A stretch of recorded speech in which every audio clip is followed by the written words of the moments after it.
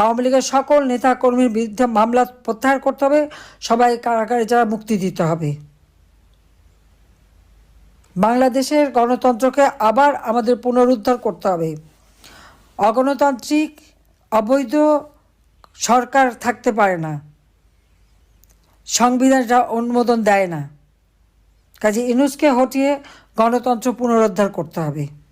শিক্ষকদের যারা লাঞ্ছনা করেছে তাদের এবং আজকে গুলি করেছে তাদের বিচার করতে হবে। শিক্ষকদের যাদের গ্রেপ্তার করেছে অবিলম্বে মুক্তি দিতে হবে। আর আওয়ামী লীগের নেতা কর্মীদের এভাবে এই অত্যাচার যারা করেছে তাদেরও বিচার হবে। কাজে সকলকেই আমাদের 13 তারিখের যে কর্মসূচি সেটা সফল করতে হবে, লকডাউন কর্মসূচি, এবং সাথে ইউনূসকে পদত্যাগ করতে বাধ্য করতে হবে এবং তার হাত থেকে দেশকে রক্ষা করতে হবে। তার জন্য যা কিছু আছে যেভাবে হোক সবাইকে ঐক্যবদ্ধ থাকতে হবে। এই